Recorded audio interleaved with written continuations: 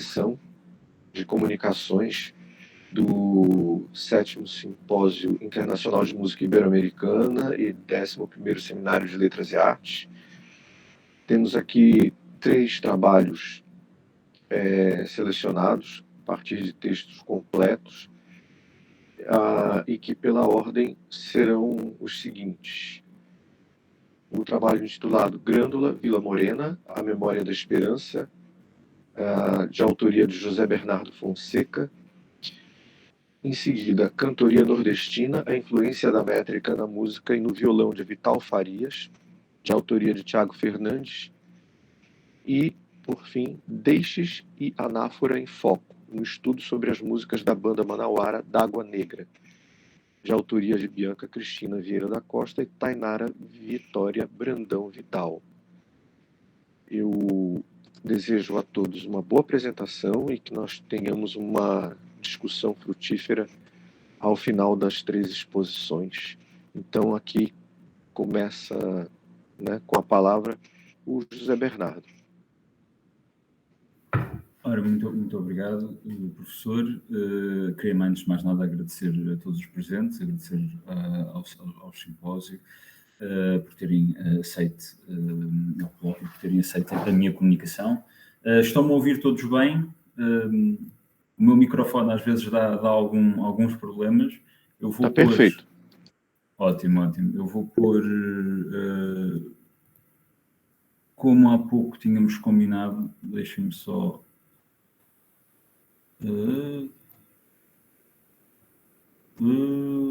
peço imensa desculpa, estou só aqui à espera, estou só a conseguir abrir, como há pouco fiz, a apresentação. Ora, não está a dar agora, não sei porquê, não está a aparecer a janela.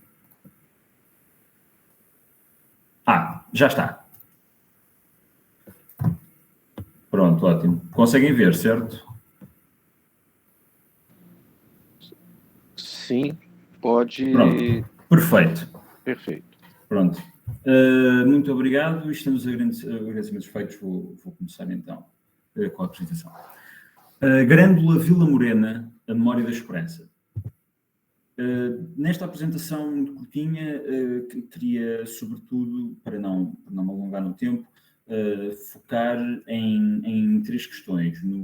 A contextualização da música Grândola, Vila Morena, as alterações de que sofreu, que foi alvo na memória coletiva, ou até mesmo as suas alterações de concepção, mas isso fará parte do contexto, claro, e o que representa hoje e de que maneira aquilo que representa hoje está longe daquilo que é a sua concepção. Contextualizando. Antes de mais nada, é preciso dar um contexto sociopolítico da época em que surge a obra Grândola, Vila Morena. Grândola, Vila Morena está inserido no género de músicas de intervenção, um género muito patente na Europa durante as épocas de ditadura do século XX, com especial foco em sítios como Itália, Espanha ou Portugal, como é o caso, que tinham ditaduras de estilo fascista, de género fascista, com vários tipos de censura e que dificultavam a transmissão cultural de ideias anti-regime. E então a Grândola, Vila Morena nasce antes da Revolução Portuguesa de 1925 de abril de 1974, torna-se, como vamos ver mais tarde, na chave de forma muito literal para a Revolução que se dará a 25 de abril de 1974, e hoje já tem um simbolismo que se mutou completamente daquilo que foi a sua concepção.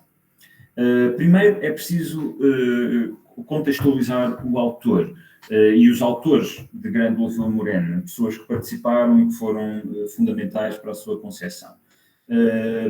Estamos a falar de uma época de grande tumulto social, em que, sobretudo, as camadas mais jovens e estudantis se começam a revoltar ativamente contra o regime e sentem a necessidade de criar algo que, como mais tarde foi descrito, fosse para além da panfletada, portanto, fosse para além da mera informação, uma forma que tocasse no coração das pessoas. E então encontrar uma música, a música de intervenção. Temos, nesse sentido, autores como José Mário Branco, o Adriano Correia de Oliveira, dois autores portugueses que estiveram muito envolvidos na criação de Grândola Vila Morena, por exemplo, mas, por exemplo, também autores espanhóis como Luís Pastor. Todos eles conviveram de perto uns com os outros, havendo amores e ódios, claro, como em todas as gerações artísticas, mas, sobretudo, no início de Grândola Vila Morena, portanto, no início de Grândola não, no início daquilo que seria a canção de protesto, um grande sentimento de companheirismo. É nesse espaço que surge José Manuel Cerqueira Afonso dos Santos, mais conhecido como Zeca Afonso, que teve vários papéis na música portuguesa e na arte em Portugal, sendo sobretudo conhecido como um professor de História, como poeta e como músico de intervenção, sendo no último aquilo que vamos tentar destacar hoje. Grândola Vila Morena é talvez a obra mais conhecida de Zeca Afonso e começa aqui, na Sociedade Musical Fraternidade Operária Grandolense. Eu peço desculpa, é um nome complexo e grande. São sociedades camponesas criadas pelo próprio regime, muitas vezes, com o objetivo de criar uma coletividade que servisse as necessidades da região, dos camponeses, fizesse muitas vezes o papel por exemplo, de caixa agrícola, ou seja, um sítio onde se depositaria dinheiro, e esse dinheiro depois seria para pagar seguros, para pagar medicamentos, ou também para pagar artigos do campo e diversas outras coisas. Claro que, a par disto, e isso acaba por ser um fenómeno interessante na ditadura salazarista, esses espaços foram também usados pelos processos revolucionários, pelos processos de contra-regime, para criar um espaço de união anti-regime. Enquanto no norte de Portugal estavam mais fortes os movimentos da direita católica democrática que se encontravam em igrejas e alguns movimentos em bares, mas mais raros, sobretudo em igrejas para discutir o regime, para discutir o fim do regime, para como alterar as coisas, como alterar o status quo, para fazer ajuntamentos, algo que era ilegal à época. No sul do país, abaixo do Tejo, o Partido Comunista, dentro da clandestinidade, operava nestes espaços, nestas sociedades, que tinham a sua inserção, o seu início no próprio regime. E foi num desses dias, a 17 de maio de 1964, que Zeca Afonso, acompanhado por Rui Pato, vai atuar a Grândola e é muitíssimo bem recebido. Foi primeiro atuar com diversas obras do seu repertório, obras iniciais, das quais se destaca Os Vampiros, foi a primeira obra de canção de intervenção que era permitido cantar pelo seu uso da metáfora, pelo seu uso de comparações, adjetivações e outras formas literárias de alteração do texto. E, como um pequeno à parte curioso, foi também este o dia em que Zeca Afonso conheceu o virtuoso guitarrista Carlos Paredes. Viriam a trabalhar mais tarde. Quando foi recebido pela sociedade agrária, José Afonso fica tão admirado pela bondade, pela simplicidade, pela hombridade com que é recebido, que resolve compor uma música de agradecimento, que manda mais tarde em carta ao diretor da Sociedade Agrária. Só um pouco anos mais tarde, portanto em 1971, se deslocou até França, a Auroville, aos Strawberry Studios, onde gravaram David Bowie, salvo erro, Pink Floyd também, mas pronto, onde houve uma vasta gama de músicos internacionais que lá gravaram, para gravar o seu álbum, que ficaria mais conhecido, o álbum Cantigas de Maio, produzido por José Mário Branco, autor que já tinha referido momentos antes. José Mário Branco pega nessa versão de balada e tem a ideia de a transformar numa homenagem ao canto alentejano, um estilo de música latente no Alentejo, zona sul de Portugal, muito marcada pelo ritmo e pela sua natureza de canção de trabalho. E, portanto, nessa música, a balada, que era uma canção de agradecimento, passa a ser uma canção de despedida e de trabalho. Porquê? Porque essas canções de trabalho, ao contrário da maior parte das canções que nós conhecemos, não era cantada só no trabalho, era cantada também pelos camponeses quando regressavam a casa. Tinham um compasso marcado pelo arrastar dos seus passos, algo que vai ser importante no resto da apresentação. Esta imagem que vemos aqui é justamente a gravação desses passos dos autores fora do estúdio, com um microfone pelo chão, a gravarem o som desses passos que seria utilizado como compasso.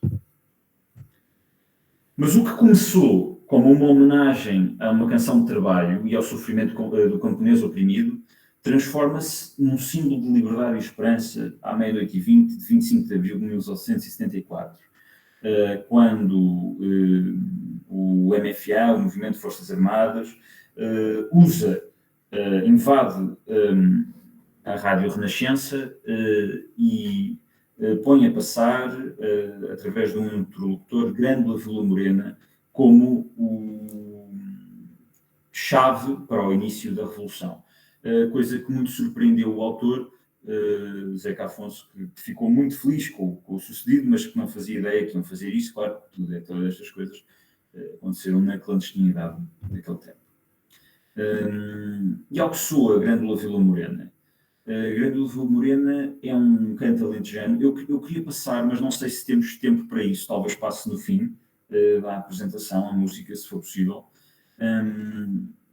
Mas essa música surge num contexto mediático específico que vai alterar a percepção da canção. Esta imagem que estão a ver é a imagem mais vezes associada à canção de Zeca Afonso, à canção Grândola Vila Morena, que é a imagem do exército a marchar sobre Lisboa.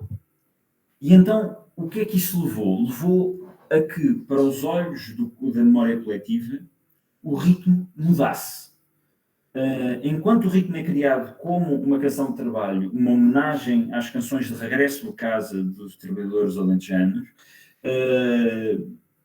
com a insistência, a mediatização da canção, o par a par com imagens de soldados a marchar sobre Lisboa, passou a ser conotada com a marcha militar, sendo que Zé Mário Branco, numa entrevista anos mais tarde, tenta justificar isto como um erro de gravação. Mas parece-me a mim, e é o objetivo desse trabalho, provar que não se trata de um erro de gravação, trata-se sim de uma alteração na memória coletiva, visto que quem não tiver, portanto, a conceptualização da realidade que foi o 25 de Abril, pode fácil, e tiver a conceptualização, tiver noção daquilo que é a realidade do canto alentejano, pode bastante facilmente compreender aquele ritmo não como uma marcha, mas como um passo. Se eu conseguir passar a música no fim, depois adorava saber a opinião de todos os presentes. Por favor, pode passar. Posso passar? Deixe-me ver se eu consigo passar então. Conseguem ouvir? Peço imensa desculpa, conseguem ouvir? Ainda não. Ainda não. Então, deem-me só um segundo, deixem-me ver se eu consigo. Ok. Certo. Bom. Eu vou deixar passar, porque agora começa um bocadinho.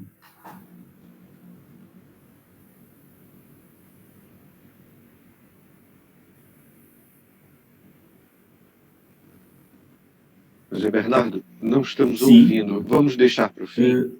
Vamos deixar para o fim, sim, vamos deixar para o fim. Eu acabo depois, eu adorava passar para poder contextualizar mais facilmente, mas também, se não der, envio o link e as pessoas podem ouvir.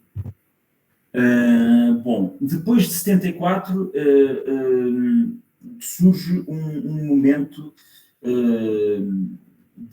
surgem dois acontecimentos. Primeiro, uma sensação de traição por parte de muitos músicos e artistas que cantaram a Revolução.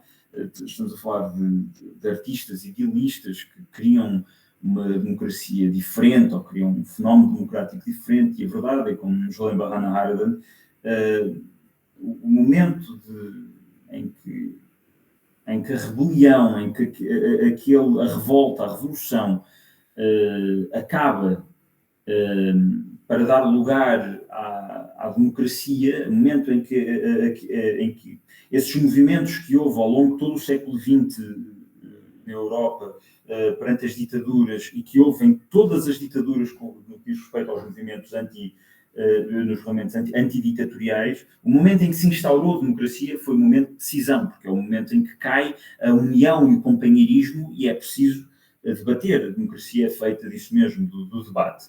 E então, nos anos 80, surge uma saturação no mercado das canções com conotação política, e também como já começou a abertura ao estrangeiro, algo que não era possível durante o salazarismo, a entrada de outras músicas internacionais, e então a música de intervenção cai um pouco no olvido.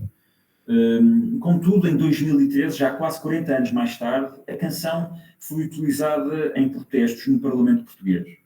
Dando uma pequena contextualização muito rápida, foi esse o momento em que entrou o FMI e a Troika em Portugal, mais uma crise financeira que se vivia na época, no governo de Pedro Passos Coelho, e é nesse contexto, no contexto de protesto, no contexto do eu sou contra isto, eu quero algo diferente, que a música surge, e já num contexto não político, despolitizado.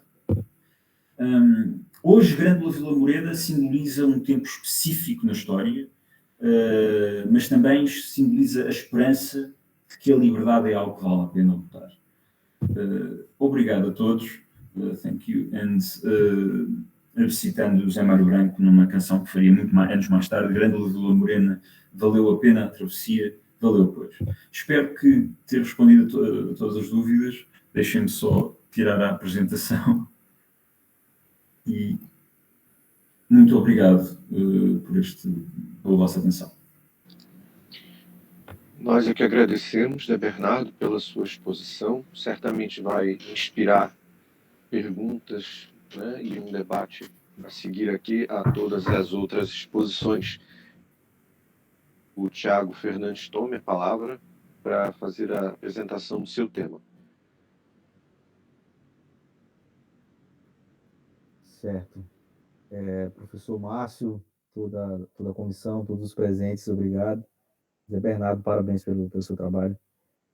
E eu vou apresentar agora sobre o trabalho aprovado, que é Cantoria Nordestina.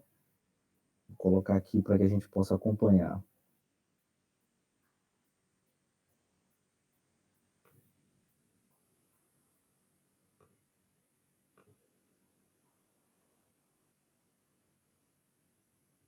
Certo. Acredito que todos estão vendo aí a imagem, que é essa imagem inicial do artista Vital Farias, né? O seu trabalho é Cantoria Nordestina, da métrica na música e no violão de Vital Farias. Vital Farias é um músico paraibano, Taperoá.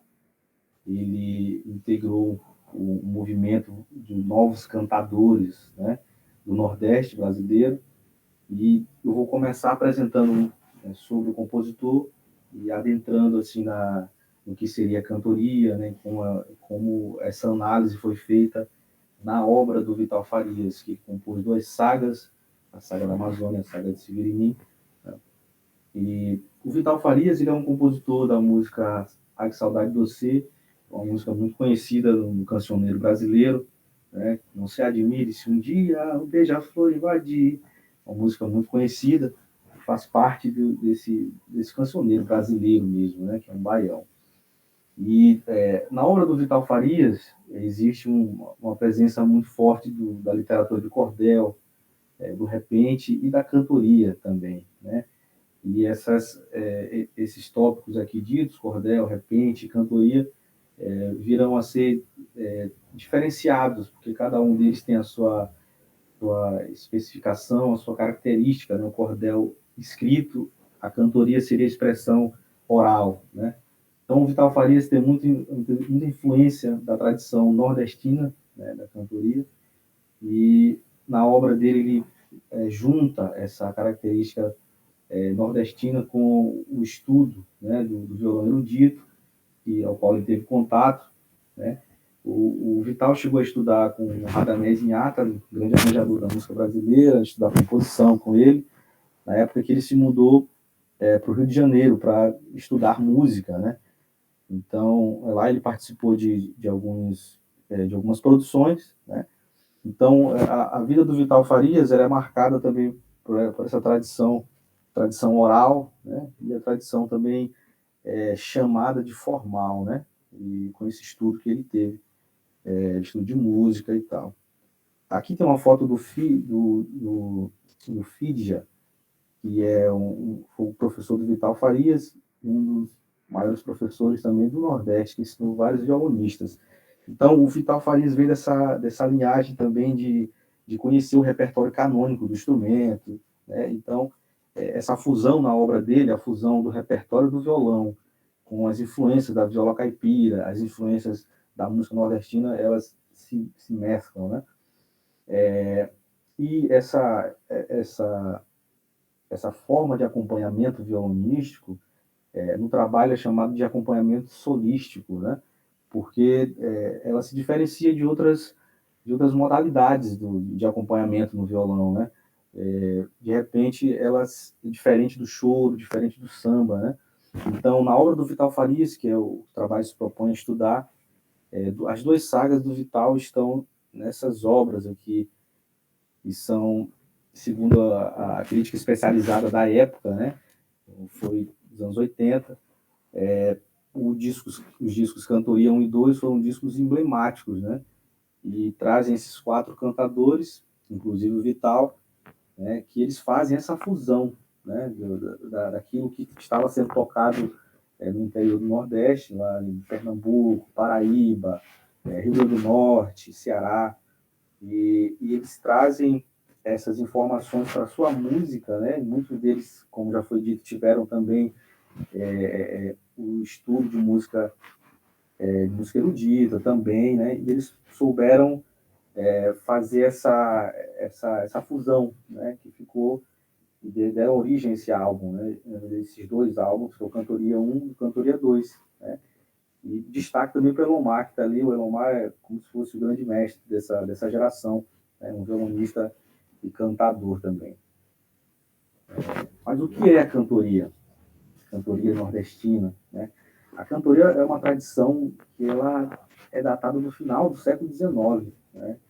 E ela persiste até os dias de hoje na figura da literatura de cordel, né? Então, ela inspirou todos esses cantadores que foram citados, inclusive o Vital Farias, né?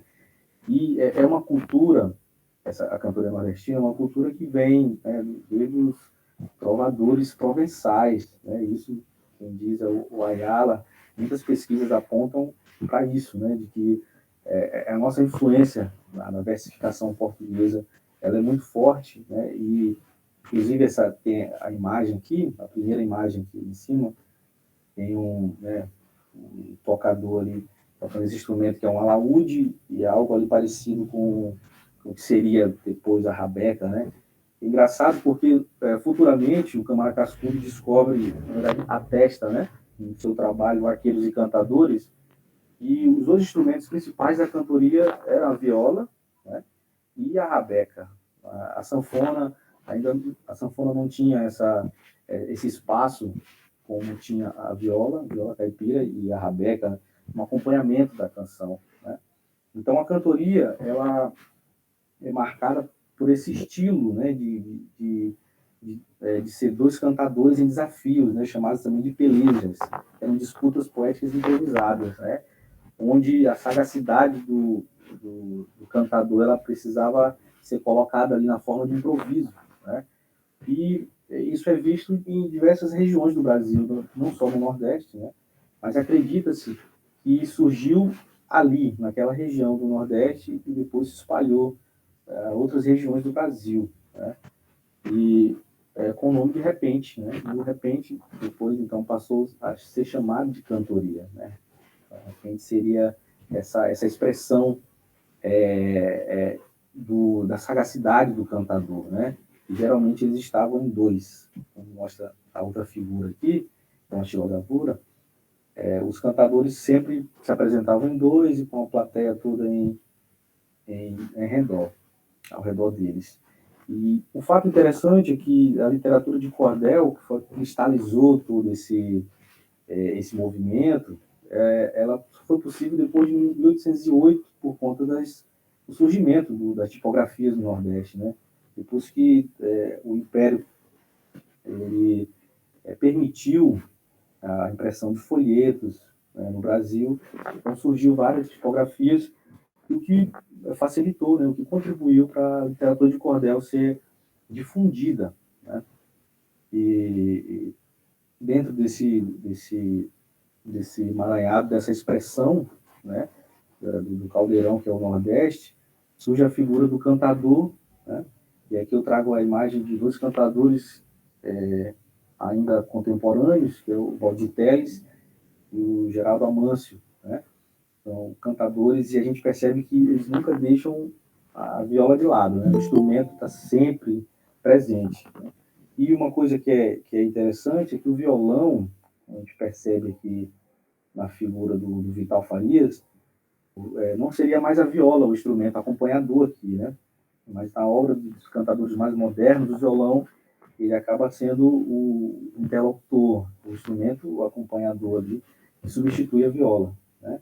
E esses cantadores eram pequenos agricultores, agrícolas, muitos eram vaqueiros e tal, né? Muitos encontraram na arte, né, da cantoria, nessas disputas, né, uma forma de ascensão social.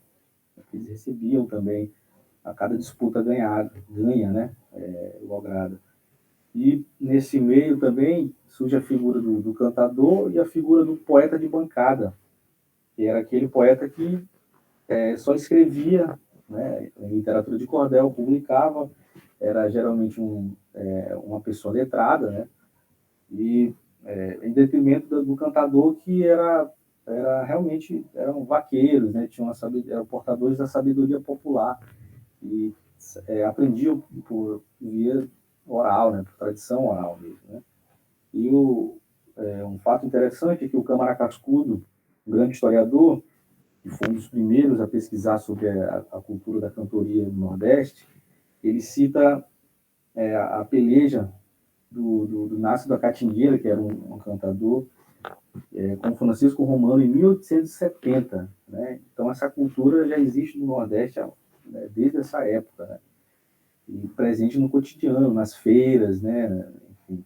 E com certeza as pesquisas recentes mostram assim a influência desses cantadores, dessa cultura na obra de Luiz Gonzaga, de João do Vale, né, que é maranhense, e de outros também, outros artistas nordestinos. Percebendo, assim, analisando tudo o que foi pesquisado em relação às cantorias, nós temos várias modalidades, assim, que são usadas na hora dessas pelejas, desses desafios, né? As parcelas, quadras, cestilha, septilha, oitavas a quadrão, décima de 7 pés, martelo agalopado, o galope à beira-mar, são modalidades que são, antes dos desafios, eles são convencionados, né? Aí, a quadra, por exemplo, é uma das mais famosas, né? Que é uma estrofe de 4 versos com 7 sílabas, né? Então, essa tabela, ela é um resumo de algumas das modalidades mais usadas na cantoria, né? Aqui tem um exemplo de uma quadra muito famosa do Gonçalves Dias, né? Minha terra tem palmeiras, onde canta sabiá, as aves que aqui rogeiam não gorjeiam como lá, né? É uma quadra, tem uns 4 versos aqui, e cada verso existem, são 7 sílabas, né? E mais aqui embaixo, a gente percebe como essa canção é feita, né? 1, 2, 3, 4, 5, 6, 7. Até a sílaba MEI, minha terra tem palmeira, né? Que é a tônica, até ali é contada, né? Essa versificação. Então, essa quadra clássica, ela influenciou também a música do Vital Farias em relação à poesia. Por quê? Porque esse trabalho ele se propõe a investigar como a métrica na cantoria ela influencia o acompanhamento do violão, né? E essa análise foi feita da seguinte forma: o começo da música, o primeiro verso, era uma vez na Amazônia a mais bonita floresta, mata verde, céu azul, a mais bonita floresta. Essa quadra clássica, ela é totalmente dobrada no violão, né? O violão, ele, afinado, uma afinação um pouco mais aberta, ele dobra a melodia como os cantadores faziam, né? Então o Vital traz essa influência para a música dele, né?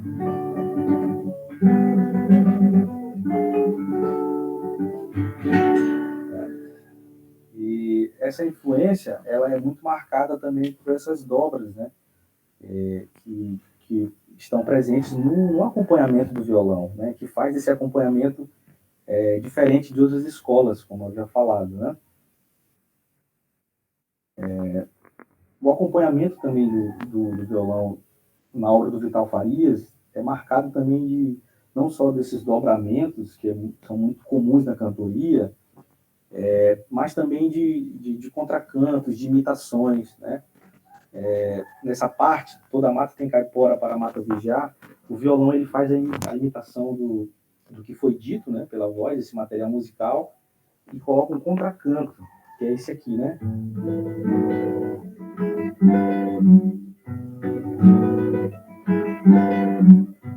A primeira parte, o cantador faz junto, né? Toda mata tem caipora para a mata vigiar. Então, o violão ele faz essa imitação com esse contracanto de uma voz interna que está ali circulado, né? O que enche de riqueza assim, o acompanhamento musical, né? Então, a música toda é trabalhada como se fosse uma peça de violão fora a parte do que está sendo cantado, né? Então, foi percebido também outras influências de outras modalidades nessa mesma música, né? Na verdade, na obra do Vital, só que em outra saga, que é a saga de Sibirinin, né? Logo no começo da saga, o Vital ele usa também uma afinação do violão, afina a sexta em Ré, que é o normal seria a Mi, né? E ele dobra totalmente a melodia ali numa modalidade chamada décima de 7 pés, como está numerado ali, né? Então, cada parte da música são 10 versos de 7 sílabas cada, né? Então, ele começa com esse mote aqui, né? Peço atenção dos senhores para a história que eu vou contar. O violão sempre fazendo esse acompanhamento, mais uma vez, dobrado, né? E também, além da cantoria, das modalidades da cantoria influenciarem a obra do Vital, e essa obra, essa cantoria influenciar o acompanhamento, existe também esse limiar da canção, porque a canção ela não é tão rígida, vamos dizer assim. As regras da canção não são tão catalogadas como a cantoria. A cantoria existe uma métrica muito mais rígida, né? Então, o Vital Farias se encontra nesse limiar entre o cantador, que utiliza da métrica, e o cancionista também, né? Então, em alguns momentos, a métrica ela se torna um pouco mais flexível, né? Como disse a professora Marta Ulloa, que a própria métrica flexível é uma herança também da versificação da língua portuguesa, onde o verso é a medida métrica e as sílabas são combinadas em agrupamentos rítmicos variados. Então, por conta de outras influências que vão além da cantoria, o cancionista também, Vital Farias, se utiliza dessa métrica mais flexível, além da métrica as mais comuns que existem na cantoria. Né? Então, como situar o acompanhamento feito nos discos cantoria, né? Principalmente a obra de Vital Farias? O acompanhamento solístico que é usado na forma de acompanhamento pelo cantador Vital Farias, ele se diferencia de outras escolas de acompanhamento. Né? Então, de um lado, a gente tem o Dino Sete Cordas, que gravou muitas músicas de choro e de samba que trazem esse acompanhamento do violão sete cordas de uma forma diferente, né? Uma forma mais contrapontística, vamos assim dizer. E a gente tem, por outro lado, o João Gilberto com a bossa nova, sintetizando, né? Então, são usos diferentes para o acompanhamento do violão, né? E quando a gente observa a obra do Elomar, a obra do Vital Farias, a gente percebe uma outra escola de acompanhamento musical a partir do instrumento violão, né? Então, seria uma terceira escola de acompanhamento que faz com que o violão tenha quase uma peça de violão ali por trás da canção, né? Que torna essa obra única e diferente. Então, a partir dessas análises, dessas duas sagas do Vital Farias, percebe-se que a composição poética e métrica das sagas ela é inspirada nas modalidades da cantoria nordestina, como a décima de sete pés, a quadra. O acompanhamento musical executado no violão é guiado pela métrica do texto poético. O violão absorve características idiomáticas do instrumento que veio antes dele, que é a viola caipira, viola sertaneja também chamada, e utiliza várias técnicas de aproximação, né, como timbre, né? O cantador ele usa o timbre mais anasalado do instrumento, notas pedal também que fazem parte da anatomia mesmo do instrumento, da viola, né? A escordatura, uma tentativa de reproduzir as relações intervalares do instrumento, né? E a musicalidade da cantoria ela está presente no desenvolvimento da canção brasileira, né? E olhando mais de perto, a gente percebe sim a influência da cantoria na obra do próprio Vital, do Elomar, do Luiz Gonzaga, que foi um dos primeiros que levou essa cultura junto, não só da cantoria em si, de forma mais sutil, mas das danças também, como baião, chachado. Isso levou para o Sul, né, mostrou, um dos primeiros a gravar, né, e contribuiu para que, mercadologicamente falando, né, começou-se a olhar para o Brasil de dentro, né, o Brasil que fazia uma música diferente, lá no Nordeste.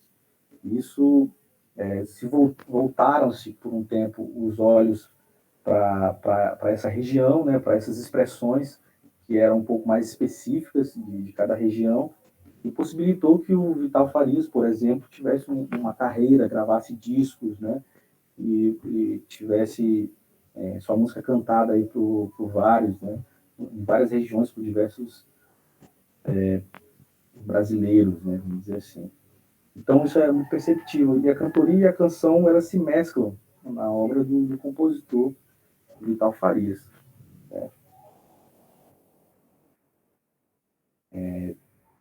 Aqui tem uma poesia do Rogaciano Leite. Ele fala: senhores críticos, né, para finalizar a apresentação, deixar-me passar sem pejo que um trovador sertanejo venceu pio dedilhar. Eu sou da terra onde as almas são todas de cantadores, sou de Pajeú das Flores, tenho razão para cantar. Não sou o Manuel Bandeira, Drummond ou Jorge de Lima. Não espereis obra-prima desse matuto plebeu. Eles cantam suas praias, os palácios de porcelana. Eu canto a roça, a cabana. Eu canto o sertão que é meu. Então, essa é a estética das cantorias, né? E como elas influenciam o acompanhamento musical do violão. Então, agradeço a oportunidade de ter mostrado o trabalho E fico aberto aí para essas novas discussões. Obrigado. Obrigado. Agradecemos também a sua exposição, que certamente vai trazer, né, muitas considerações aqui, né, dos presentes ao final dessa sessão. Eu chamo então para ocupar o espaço, peço ao Tiago que pare de compartilhar a apresentação para que a próxima apresentação possa ser então exibida. Tainara e Bianca podem, por favor, apresentar. Tá ok. A apresentação é em tela inteira ou uma só janela? Você pode escolher como fazer, desde que faça depois, né, a ampliação da apresentação.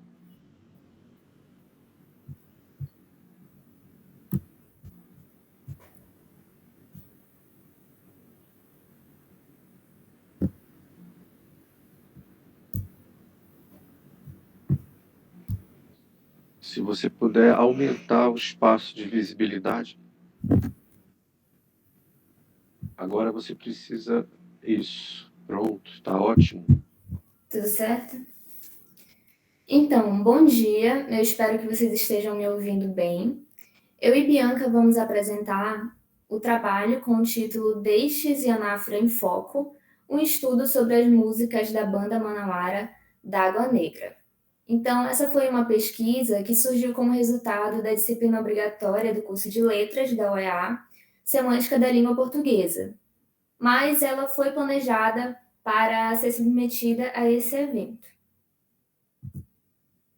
Então, no resumo, como vocês puderam ver no caderno de resumos dos trabalhos, esse é um artigo que vai se debruçar sobre as análises, né, dos fenômenos da deixes e anáfora, ou fenômeno deítico, nas canções da banda manauara d'Água Negra, que integram o seu álbum de estreia e único álbum também, lançado em 2021. Então, a gente pensou em construir uma possibilidade de análise semântica sobre a cena musical local e as suas temáticas particulares a partir dessa banda, desse trio, na verdade, em específico. Para isso, a análise fundamentou-se nos conceitos propostos por Levison, Fiorin, Hilari, Cavalcante e Cansado. Apoiado nessas perspectivas teóricas, buscamos complementar a compreensão sobre os fenômenos deíticos e anafóricos para aplicá-la no estudo, né, a fim de construir, tendo em consideração conceitos e perspectivas importantes sobre semântica e pragmática, principalmente. Para além disso, são observados também os sentidos que atravessam a superfície linguística de cada composição no que diz respeito à análise do conteúdo musical, né? Com a intenção de contemplar a interpretação integral dos enunciados. Então, para isso, foi necessário incluir também a linguagem conotativa das metáforas, que são as responsáveis por construir os efeitos de sentido do texto. Então, como elas são um objeto de estudo da semântica cognitiva, nós também trabalhamos e exploramos a semântica cognitiva das metáforas em um segundo plano. Bom, agora a Bianca pode falar um pouco sobre a introdução desse trabalho. Bom dia, espero que todos estejam me ouvindo bem. Então, para introduzir um pouco do assunto, em razão da lacuna de produções científicas voltadas ao cenário artístico manauara contemporâneo, que é onde a banda está, se fez apropriada essa pesquisa para executar, por se tratar de um grupo musical com notável crescimento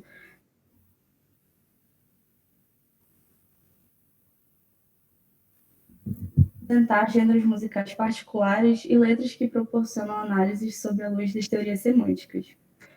Também a banda surgiu de várias inquietações pessoais dos cantores no momento de grande estopim das subjetividades, mais precisamente a pandemia de 2020.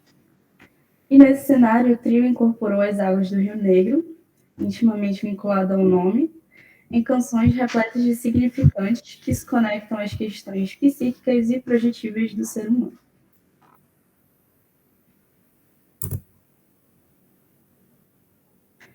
Obrigada. Esse estudo também tem por objetivo analisar os fenômenos semânticos, né, como a Vitória já falou, da Deixis e da Nafra, presentes em 4 músicas do álbum Erógena, que são Acopalices, Espelho d'Água, Fricção e Yoga Gota Boca Ardente.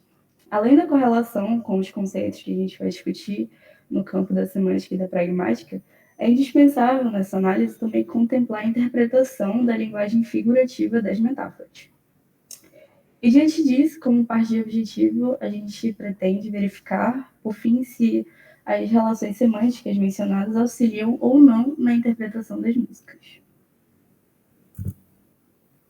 Então, aqui para introduzir, o que seria, né, primeiramente, esse fenômeno deítico, a anáfora e a metáfora sob a perspectiva da semântica cognitiva.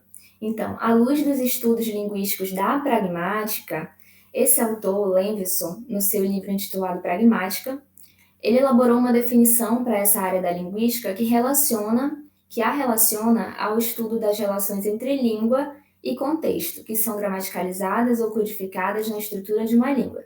De modo geral, a pragmática é a teoria do uso linguístico que possui ali uma interação entre o sistema linguístico, a linguagem e a sociedade, levando em consideração o contexto extralinguístico, que circunda o ato comunicativo. E nesse livro, o autor inclui o fenômeno da deixis, ou deixis, também pode ser falado dessa forma, como um dos estudos centrais que são compreendidos por esta área, quando ele afirma que a pragmática é o estudo da deixis, pelo menos em parte, assim como da implicatura, da pressuposição, da teoria dos atos de fala e dos aspectos da estrutura discursiva. Então, desse modo, a deixis se configura a partir do fenômeno que entrecruza a linguagem e o contexto. E ainda assim, ele propõe que as implicações deíticas, né, os elementos deíticos, eles devem situar uma possível linha fronteira existente entre a semântica e a pragmática. E essa é uma relação, essa relação entre semântica e pragmática é um dos tópicos mais importantes levantados por esse linguista, porque ele defende que uma abordagem pragmática pode simplificar as análises semânticas. Ali na questão da significação, levarmos em consideração o contexto do ato comunicativo, que circunda os enunciados.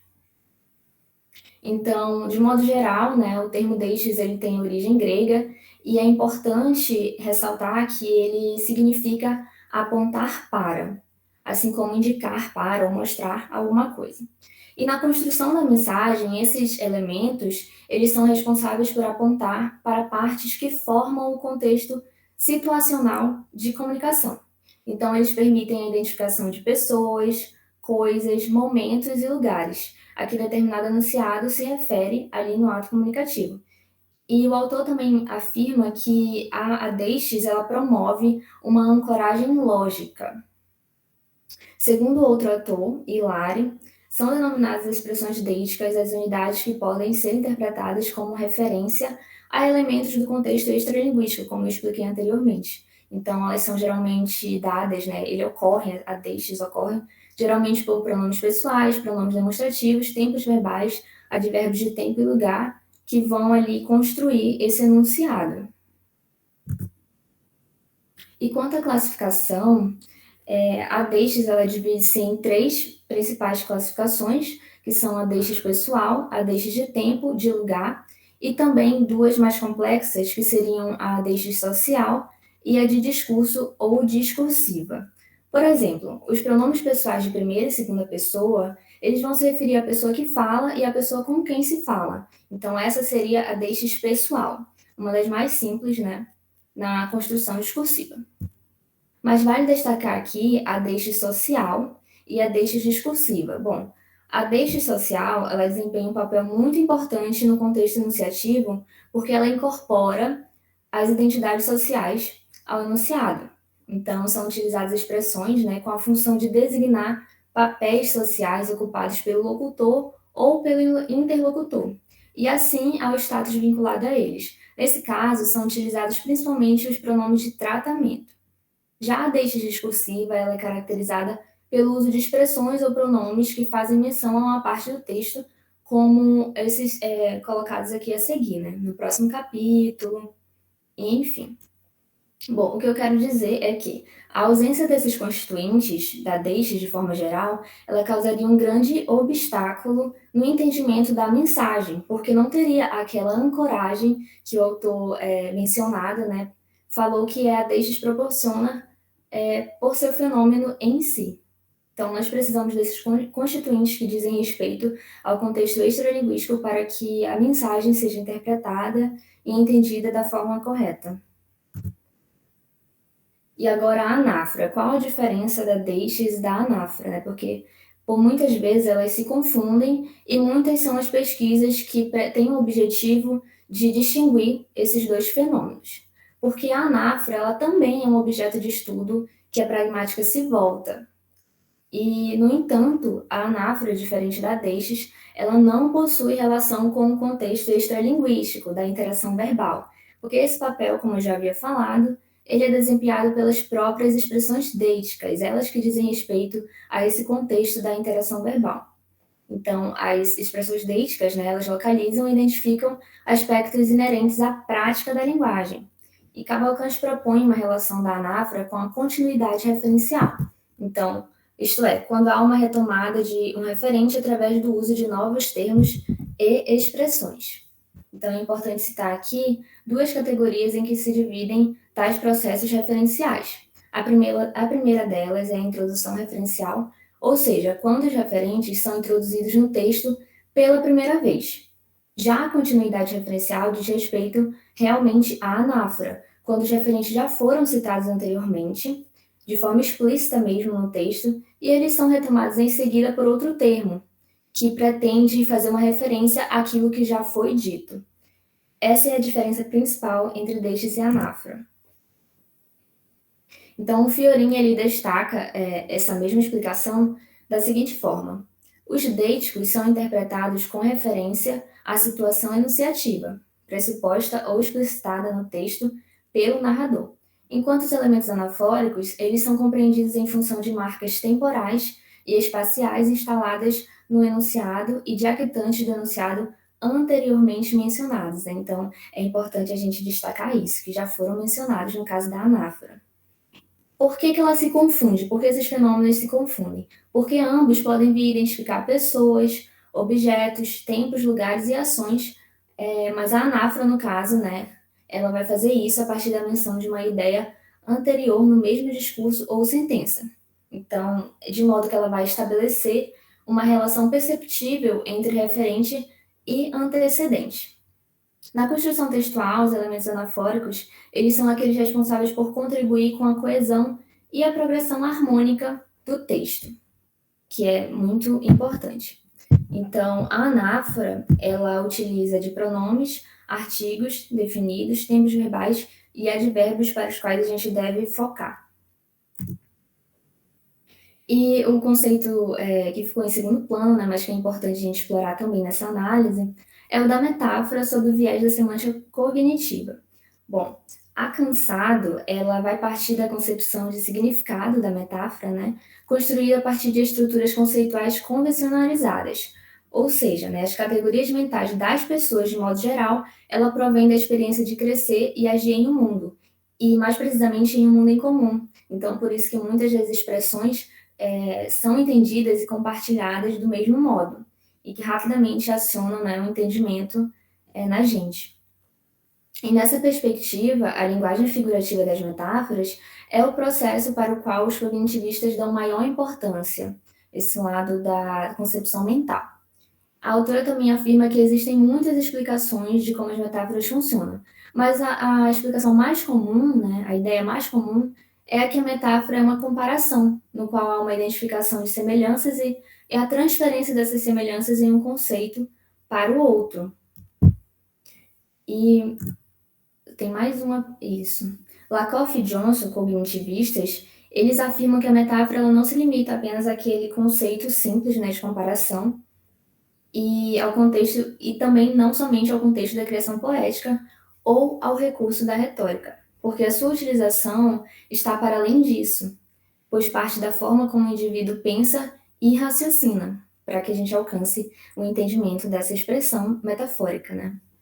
Os autores propõem, Lakoff e Johnson, como tese geral, que a linguagem metafórica seria sistêmica, logo, as metáforas não se tratam de simples expressões organizadas na fala, levando em consideração a questão mental. E também apontam o termo metáfora como conceito no nível mental. Por outro lado, sua realização linguística se refere a uma expressão metafórica. E esse fenômeno, por fim, recebe o nome de metáfora conceitual. É sobre essa expressão de metáfora conceitual que vamos fazer alguns apontamentos aqui nas letras das músicas, né? E também classificar certos trechos, certos versos e excertos que nós destacamos. Então, para essa análise, vamos levar em consideração todas essas perspectivas teóricas na fundamentação teórica. Agora, nós temos a primeira letra, né?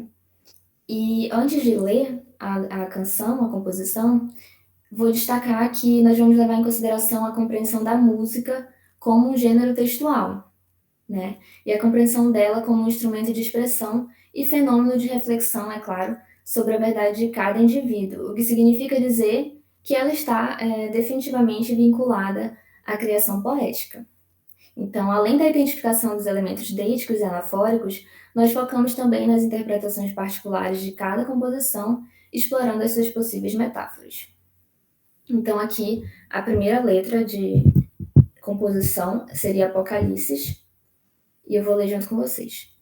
Fechei os olhos e vi 3 sóis dentro de mim, quando não era assim. Desacreditei de tudo, me arrependi. Isso não é assim. E eu sentia que era sempre muito tarde. Tarde, tarde demais. Abri os poros, desfiz os nós, pintei minha cara, reinventei meu fim. Quando eu acordei e percebi, isso não é assim. E eu sentia que era sempre muito tarde. Tarde demais. Agora nós vamos partir para a análise dos fenômenos deíticos, anafóricos e também da metáfora. Então, essa primeira composição, ela foi a faixa responsável por apresentar o trio Manauara da Água Negra ao público, pois acumulou os primeiros views no canal do YouTube da banda. E agora falando da análise, entre os elementos deíticos mais simples de serem identificados, como eu já havia falado, encontram-se a decisão pessoal, de tempo e de lugar, né? E também nesse panorama envolve os tempos verbais, que são responsáveis por localizar os acontecimentos denunciados de modo temporal. Segundo a autora, Hilary, eles possuem a função de caracterizar tais acontecimentos como anteriores, simultâneos ou posteriores ao momento em que ocorre a fala, e nesse caso mais específico, no momento em que se canta, né, os versos. Dentre os fatos passados, são identificados os seguintes excertos. Fechei os olhos, vi 3 sóis, quando não era assim. Desacreditei de tudo, me arrependi. E eu sentia que era sempre muito tarde. Abri os poros, desfiz os nós, pintei minha cara, reinventei meu fim. Quando eu acordei e percebi. Aqui nós listamos alguns excertos que dizem respeito a deixas de tempo, porque como vocês podem perceber, nós utilizamos verbos, né, que dizem respeito ao tempo passado.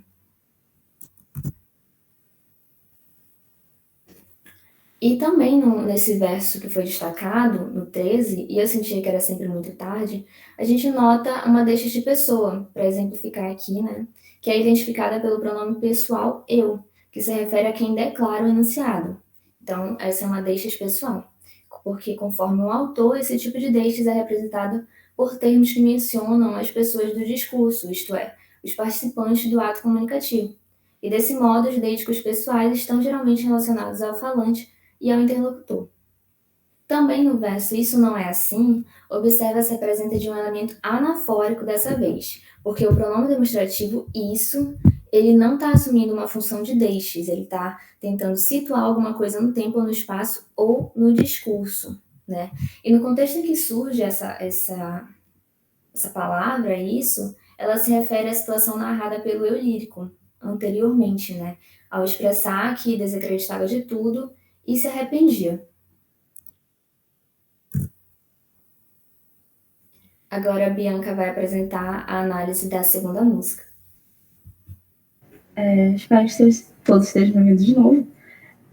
Sobre Espelho d'Água é a segunda música do álbum e eu vou ler rapidinho para a gente conseguir analisar. Diz que era não, mas agora vem. Diz que era não, but I really don't say. Baby, don't cry for you, cause I'm not gonna say. Baby, don't cry for me, cause I just live this life this way. Baby, don't cry for you, talk to yourself, embrace your game. Baby, just don't try play, it's your life, you can't escape. Um beijo da tua boca, o gosto de rio negro, d'água preta. Quando fecho os olhos é você que eu vejo, um espelho. Mas nós dois juntos, descompasso. Dá um beijo, dá um tempo, traz hiato, pra nutrir o meu instinto. Hoje você é descalço. Não quero intriga, quero três. E se não quer, desfaz o laço. E aí vem o refrão. Diz que era não, mas agora vem. Diz que era não, but I really don't say. E tem esse último, que é Ponta Negra, pôr do sol. Ponta Negra quase azul. Ponta Negra quase cinza. Ponta Negra mais azul.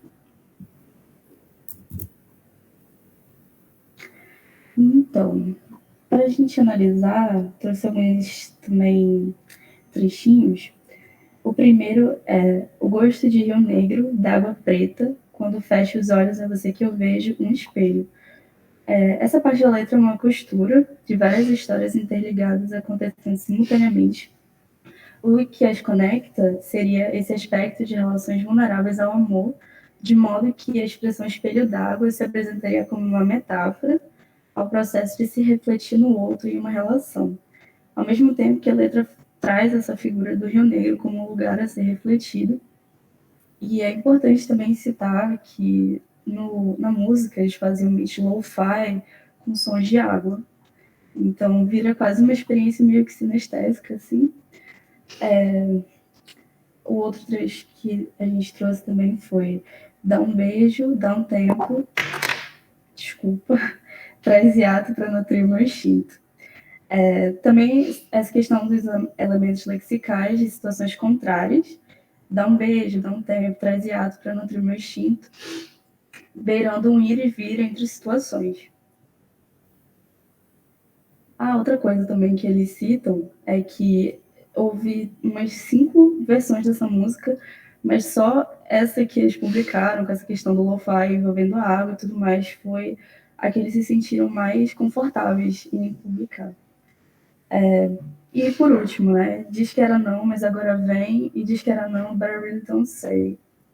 Eles misturam em vários momentos nessa questão do português e do inglês.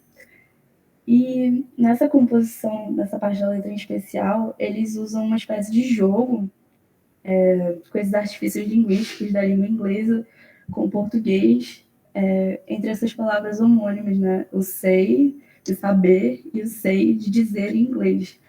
Então, atribuindo a palavra sei o sentido da sua própria sonoridade, né? Então, fica entre o dizer e o saber, e isso complementa todo o resto da música. Retornando aqui à primeira música que eu analisei, só para contextualizar uma curiosidade, e também para que a gente possa entender o que significa esse acopalices, né, que eu esqueci de falar, perdão. Sobre o contexto que motivou a composição dessa música, em uma entrevista ao Gênios, ao site Gênios, os artistas revelaram que a inspiração da letra surgiu durante o período de pandemia da Covid-19, e onde cada um dos integrantes encontrava-se em quarentena, né, enquanto a cidade de Manaus enfrentava uma crise sanitária e humanitária com a crise do oxigênio, com a falta de oxigênio nos hospitais, que ultrapassou as 48 horas. E nesse cenário, cada um em seu universo particular por conta da quarentena, eles começaram a acompanhar as notícias do nosso estado ganharem repercussão, né, a nível nacional pelo descaso do governo atual. Então, grande número de mortes, escassez de oxigênio e hospitais superlotados. Então, por conta disso, o ambiente da cidade se tornou caótico, como nós sabemos. E o nome da música, ele faz alusão, né, a isso, referindo-se ao apocalipse. Mas o título também faz referência a um meme que viralizou nas redes sociais durante esse período de pandemia, que trocou 2 letras de lugar, né? Então ficou Acopalices. E a esse respeito, né, desse contexto, um dos vocalistas explicou que, abre aspas, Acopalices é uma implosão interna que vira arte, onde conseguimos encontrar uma brecha para gritar nosso posicionamento ao mundo. Então a gente percebe que todo o texto ali da composição, ele foi pensado de modo que o ouvinte se encontre, aliás, diante de uma declaração confessional, onde o eu lírico ele expõe o seu íntimo, né, ao se deparar com os efeitos da pandemia sobre o seu estado. Agora nós podemos avançar para a próxima música. Então, a terceira música analisada, a terceira faixa do álbum se chama Fricção. E eu vou ler agora a faixa aqui com vocês. Vocês escutaram o silêncio? No início, eram ruídos homeopáticos por aqui, pulando pelos intervalos entre o vazio absoluto e relativo, aquele não som que existe nas entrelinhas do habitual, tal qual uma dobradiça gemente, só que dessa vez, quanto mais óleo coloca, mais ela geme. Aquela dificuldade de sublimar coisa que saiu de lugar nenhum. Desmontar em fatos cognitivos, tal qual um músculo. Uma hora o tônus interpretativo vem, e sai de todo lugar, sem hora, sem lance, do meio da louça suja, do pó das lembranças, da água escorrendo, ricocheteia nas paredes e pá. Às vezes a gente esbarra, né? Às vezes engole, às vezes cospe. Eu particularmente decidi coletar. Guardei tudo embaixo dos cachos, vez ou outra cato e venero. É o que é, no mercy. O silêncio nunca foi silêncio, sempre foi fricção. Essa canção em particular, ela é a que mais se distancia das características sonoras geralmente encontradas nas músicas de forma geral, né? Porque ela não apresenta a sonoridade musical da rima, e sim se aproxima da declamação de um poema ou um diálogo, e pode ser vista como a música mais singular do álbum, as duas últimas que nós vamos analisar. No caso, Fricção e Yoga Gota Boca Ardente são as mais singulares assim do álbum. Então, nesse verso aqui, nesse excerto selecionado, vocês escutaram o silêncio? Pode ser identificado um deixo pessoal, que se refere ao interlocutor, nesse caso vocês, né? Bem como levantado ali pelos autores quanto a deixo pessoal. E esse recurso, falando agora na composição em si, do elemento deixo pessoal, ele proporciona uma relação locutor-interlocutor, ou mais precisamente nesse caso, orador-ouvinte, né? Que vai atribuir um caráter intimista ao texto e à música. Já no seguinte verso, no início eram ruídos homeopáticos por aqui, a expressão no início, ela não pode ser confundida com um exemplo de elemento deítico de discurso, porque aqui ela não é utilizada com a intenção de apontar para a parte do texto, mas sim ao início de modo temporal. Então, é um exemplo de deítico temporal, né? Ou seja, uma forma de indicar o tempo relacionado ao momento da fala, vai apontar para um modo temporal. E ele geralmente é realizado através de advérbios de tempo, geralmente. Então, a análise dessa música, ela pode alcançar a declamação de um poema, como já havia falado, ou até mesmo conversas fragmentadas retiradas de um consultório de psicanálise. Porque, como a gente pode ver, os artistas criam a atmosfera aos seus ouvintes, né? Eles vão meio que compartilhando concepções, perspectivas acerca do silêncio. E por fim, a última música analisada, com a Bianca. Essa música ela é bem interessante, ela parece quase que um interlúdio, assim, apesar dela não estar no meio, assim, do álbum, mas ela é quase como se fosse um áudio de WhatsApp. É bem engraçado. Eu vou ler aqui. Porque é o Bruno que canta essa música e ele tem um sotaque amazonense, né? Enfim, eu vou ler aqui. Amiga, eu ouvi esse teu áudio agora e me veio toda uma imagética na minha cabeça e eu vou tentar trazer pra ti. Imagina quando você tá começando a conhecer aquele cara, é o primeiro encontro. Aí tu entra no pé dele, ele fica te olhando, tu olha pra ele, é tarde, é à tarde, eu acho que tá uns 34 graus lá fora.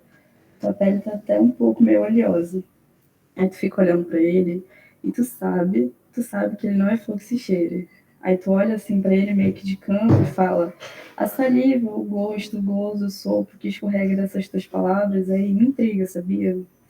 Tem muita pilha escondida debaixo de tuas virilhas. Tem sal, sol, alívio ordinário de quem sabe o que quer. Eu não me espanto desse teu canto doce, agudo, meio soprano. Desconfio que é de Vênus que tu vens. Ou será que é de Marte toda essa raiva engolida no peito? E aí ele termina. Tu ainda tem tempo? Posso abrir uma cerveja? ou tu é do vinho tinto amarrado no pescoço? É arte visual ou plástica? Rola ginástica também? Yoga, gota, boca ardente nesse sol 40 graus. Tu me empresta? É muito interessante, né? Eles colocam esse tom intimista no álbum inteiro. E, em especial, como a Sarah mesmo falou, parece que ele tá conversando com uma amiga ou conversando com um psicanalista, assim, tratando de uma situação. E a inspiração dessa letra surgiu do sentimento de saudade em conhecer novas pessoas no período da pandemia, em que não haviam encontros diretos, e as experiências, né, foram desejos assim materializados, né, na letra. E a proposta da música assemelha-se ao formato de um monólogo, né, já que é só o Bruno que canta, e o lírico se propõe a explicar o sonho que ele teve, e para esse ofício ele se ocupa de priorizar todos os detalhes, utilizando de diversos elementos para situar o receptor da mensagem, e é nesse momento que os elementos dísticos entram em cena. Ai, meu Deus, tudo bem, vou correr. Amiga, eu ouvi esse teu áudio agora, me veio toda uma imagética na minha cabeça. E sim, professor, é só essa música e a gente já vai para a conclusão. Aí tu fica olhando para ele, tu sabe que ele não é flor que se cheire. Peço desculpa, professor, por favor. Então a gente destaca esses pronomes para também as marcações de tempo, né? O agora e etc. E aí tu olha para ele, meio que de canto e fala, né? A saliva, o gosto, o gozo, o sopro que escorrega dessas tuas palavras aí me intriga. Então dessas também a gente consegue perceber o elemento anafórico e acho que já pode passar, né? Então, as considerações finais, conforme o propósito da pesquisa, a gente conseguiu comprovar os elementos semânticos e nesse álbum de estreia, além de verificar se essas noções auxiliam nas interpretações da música, também a compreensão desses fenômenos contribuíram para a interpretação, sim, e a gente também conseguiu identificar certos aspectos, como pessoas, objetos, tempos, lugares e ações. Essa pesquisa, pelo menos no que a gente buscou até então, ela foi a primeira a se aprofundar na banda, dentro dos estudos da linguagem, também por ser uma banda muito recente. Então, dessa forma, hoje que mais trabalhos se voltem ao cenário artístico manauara, visto como foi apresentado, é um terreno profícuo para análises linguísticas que se voltem a criar percepções inovadoras sobre as suas temáticas. É isso. Obrigada. E desculpa, a gente estourou o tempo. Obrigado, então, Bianca e Tainara, pela contribuição. Eu acho que tivemos 3 contribuições muito interessantes do ponto de vista da abordagem da canção. Eu queria abrir imediatamente para a fala dos que estão presentes na sala e, com isso, dar início ao debate. Alguém que gostaria de se manifestar para alguns dos apresentadores?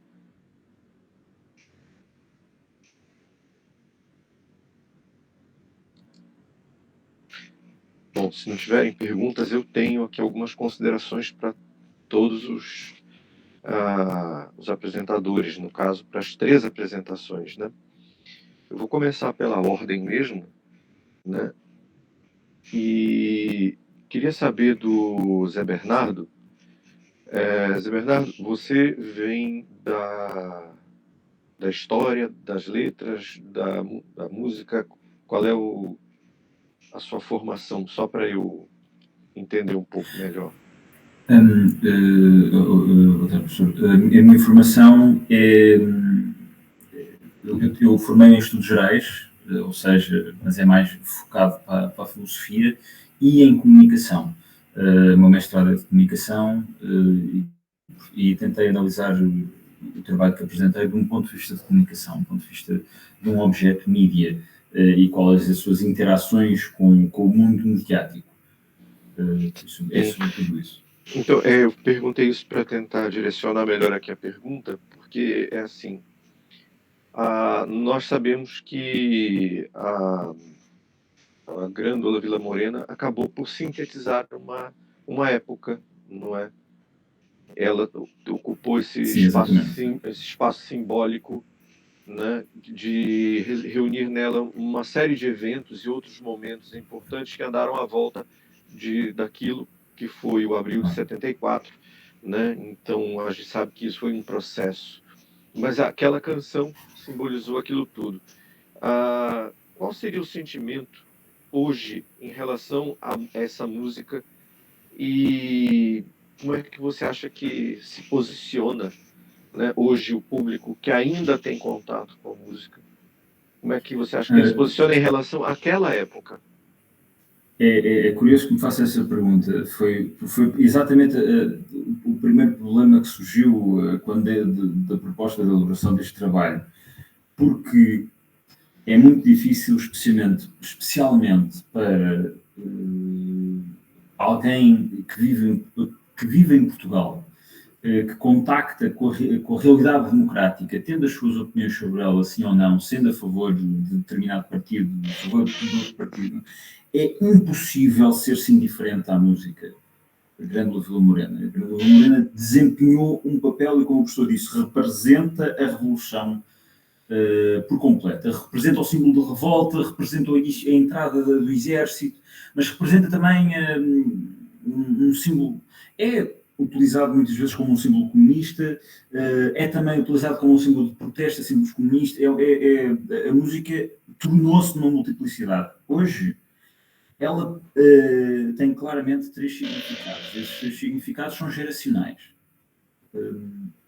Quem viveu o 25 de Abril de perto e se sente amargurado com o resultado do 25 de Abril, no trabalho escrito, eu no fim aponto que o próprio autor demonstra uma certa amargura e escreve uma música que depois apresenta no último concerto que dá, chamada Cidade.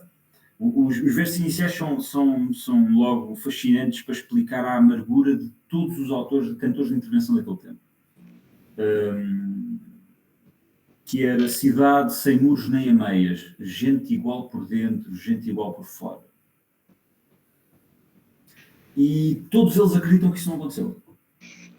E como tal, Grândola Vila Morena passa a ser um símbolo de protesto ao novo status quo, para essa parte da geração. Existe uma parte da geração que é a parte da geração que era antidemocrática.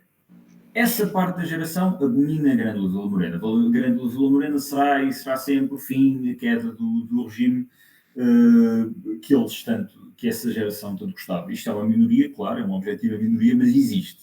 E está premente e somos capazes de encontrar, descobrir. Para a larga maioria, hoje, Grândola Vila Morena, após os protestos de 2013 e 2014, com a entrada da Troika, a entrada do FMI no país, já não conseguiu livrar-se das conotações sociopolíticas onde estava inserida e passou a significar protesto, passou a significar a capacidade de protestar, um pouco como a morte de Sócrates, que no fundo é alguém que é contra a democracia, que morre para provar que a democracia está errada. Porque, no fundo, a morte de Sócrates é isso que sucede, é a democracia que mata Sócrates. Independentemente disso ser bom ou ser mau, não é isso tudo. É o acontecimento histórico, filosófico. E anos mais tarde, com o Renascimento, e até hoje em dia, esse fenómeno, esse acontecimento, passa a representar a vitória do pensamento livre sobre os opressores. E Sócrates passa então a representar esse pensamento livre. Grândola, a meu ver, tem exatamente o mesmo fenómeno. Um fenómeno bastante semelhante, em que, de repente, por causa de um acontecimento específico e da mediatização desse acontecimento, porque a Troika, o FMI, essa crise de 2013 foi altamente mediatizada no país, a Grândola Vila Morena deixa de representar somente uma época histórica específica, com uma amargura específica dessa época histórica, tanto de um lado como do outro, mas passa a representar a capacidade de protesto. o direito ao protesto. Eu acho que é isso que hoje ela ergue-se hoje para representar isso.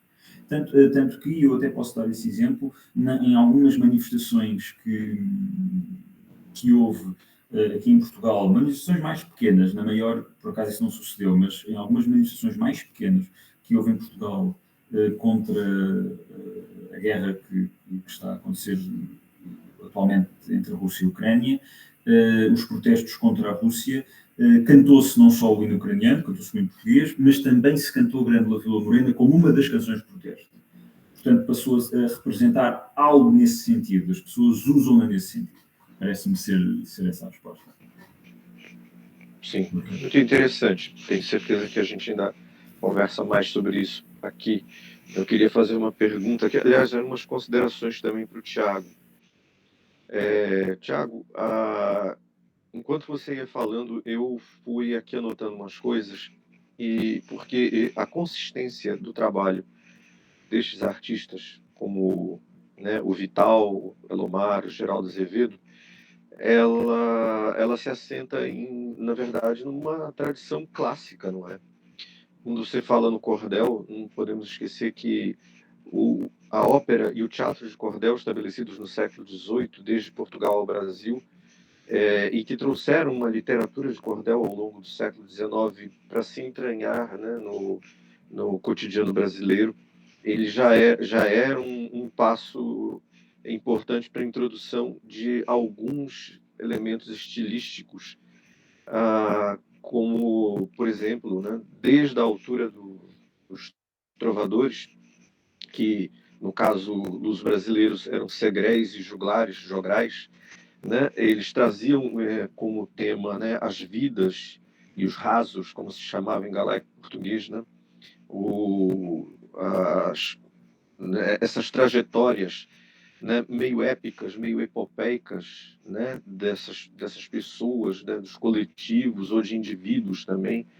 E aí, com todo esse arsenal de prosódia, né, que você mostrou, por exemplo, a escolha dos versos hexâmetros, né, as cestilhas, não é por acaso, né? Desde a Ilíada, né, e a Odisseia, que se usa, no caso era na língua jônica, mas já era hexamétrica, e isso vem sendo trazido até o Metastásio no século XVIII, o poeta Cesário usa, né, isso, e então isso é muito comum, e depois também as redondilhas maiores, né, e né, para as narrativas trágicas, as menores para as narrativas cômicas. E mesmo aí, então, é que eu achei flagrante no caso das décimas, que são típicas do recitativo. E eles são usados como recitativo. E a décima dos 7 pés nada mais é do que uma escolha, né, para diferenciar os estilos entre a lírica amorosa, a sáfica e a heróica, né? Ou seja, o domínio que esses autores têm, né, da questão da prosódia associada ao estilo é um negócio muito interessante. Eu acho muito impressionante. Isso dá muita consistência ao trabalho, cria muita atratividade do ouvinte ao trabalho, né? E faz com que a gente remeta, né, a uma outra, enfim, a uma outra dimensão, né? O trabalho não é uma mera expressão espontânea. A gente vê que há muitos séculos de tradição sendo defendidas em trabalhos como esse. Não sei se você chegou ou se é sua intenção também, né, com o seu trabalho. Eu não perguntei de você qual era a vertente de formação que você traz, né, no seu currículo, mas se é do seu interesse, né, ver a constituição dessas carreiras destes artistas. Como eles tomaram contato com isso? Foi já através mesmo dessa cultura do cordel nordestino? Eles tiveram, de alguma forma, né, contato com quem? Né, no banco da escola, no banco da praça? Como é que foi isso, né? Sim. Pois é, ao que parece, né, você percebe que os cantadores eles têm esse conhecimento por via oral, né? Mas à medida que o cordel ele foi se tornando parte da cultura, né, e começou a ser lido, os próprios cantadores aprenderam a entender a forma a partir do que era escrito, né? Mas o que se diz antes, o Câmara Cascudo fala isso, é que era oral, realmente, era uma expressão oral, né? E os cantadores improvisavam com esse conhecimento que eles tinham de algumas formas, né? Se catalogou depois que se tinha quase 100 formas de modalidade, né? Mas, nem todos os cantadores sabem todas as formas, sabem algumas, né?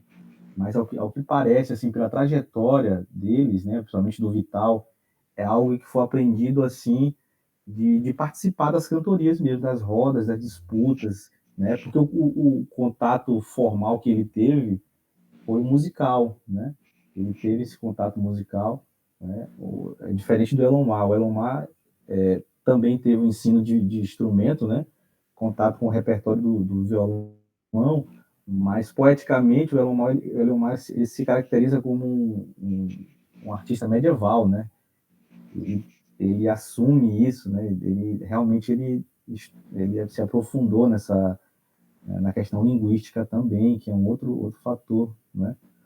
Mas me parece que o Vital ele é mais cantador pé no chão do que o Elomar, assim, né? É claro que a pesquisa vai se aprofundar nesse sentido, mas parece que foi um aprendizado mais oral mesmo, né? Que ficou presente na cultura, marcado, né?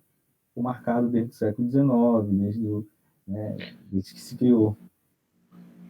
Tiago, você faz algum trabalho acadêmico, é isso? Em que área? Exatamente, a pesquisa está em andamento. Esse artigo ele foi concluído assim, né, nessa ideia, né, das análises das sagas, mas o trabalho continua em formato de dissertação, pesquisando ainda Em que? Música? em música e em violão. E qual universidade que você está? Universidade Estadual do Paraná, Ah, Escola de tá. Música e Belas Artes. Tá, ok. Obrigado. O José Bernardo fala de onde? Fala de Lisboa mesmo? Sim, professor, sim, falo de Lisboa. Tá bem. Estou a fazer doutoramento em comunicação na Universidade Católica. Ah, tá bem. Obrigado. E aqui, então, a última pergunta que eu gostaria, né, de falar para.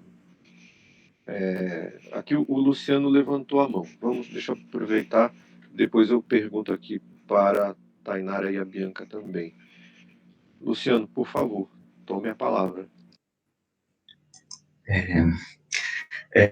Márcio, eu só levantei a mão para ficar aqui na fila, na ordem de fala, então se você quiser falar com a Bianca, com a Tainara, eu falo depois, não tem problema.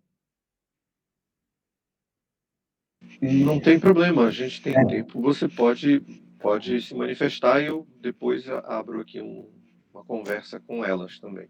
Ah, então tá, obrigado, Márcio, pela palavra. É porque eu achei oportuno levantar a mão nesse momento, porque a minha pergunta vai para o Tiago também, né? São algumas considerações e que partem um pouco de uma linha, da mesma linha que você, que o Márcio falou para você, Tiago, da conexão, né, do trabalho do pessoal do Cantoria, né, do Vital Farias, né, que é o foco do seu trabalho nesse texto, com tradições culturais e musicais mais antigas do que eles próprios, né, remontando a uma tradição clássica mesmo, inclusive, como o Márcio bem observou. Então, eu acabei pedindo a palavra nesse momento, porque também a minha conversa com você vai nessa direção, né. Quero te parabenizar pelo trabalho, né, pela relevância do seu tema para a cultura brasileira, né, e são, né, autores que talvez não tenham sido estudados, né, como tantos outros, às vezes, autores de menor relevância especificamente para a cultura do país, né, mas isso seria uma outra coisa. Só mesmo te parabenizando antes de conversar com você. Enquanto você fazia a sua apresentação, eu observei algumas coisas muito interessantes. O acompanhamento que você mostra na saga de Severinin, né? que o Vital Farias, né, coloca, o acompanhamento que dobra a linha melódica e que acrescenta outros elementos harmônicos e acrescenta, às vezes, notas pedais e outras coisas. Se você observar o estudo número 12 do Villa-Lobos, ele tem exatamente esse mesmo elemento, né? Uma linha melódica, o pedal lá no Mi grave, a mesma figuração rítmica, o mesmo desenho, é a mesma coisa, né? E para antes ainda, né, do Villa-Lobos, vou fazer aqui a conexão histórica em retrospecto para você. E antes do Villa-Lobos, você comenta um pouco, né, sobre a viola, sobre o violão, e é muito comum a gente ver nas falas deles, né, do Vital, do Geraldo Azevedo, nos discos, né, no Cantoria 1 e 2, eles falaram isso muito, né, na gravação. Eles falam violeiros, mas eles se referem ao violão, né? Eles chamam violão de viola, né? E é interessante porque a Gisela Nogueira tem um trabalho sobre a viola, né? Um trabalho de bastante fôlego, assim, que chama Viola com Ânima, né? Uma construção simbólica e trata justamente da entrada da viola no Brasil, né, e da conexão da viola como instrumento, né, de todas as classes sociais e da sua da sua cultura, né, letrada antes de vir para o Brasil, a difusão dela por todos os estados, né, a utilização nos autos de catequese e outras coisas.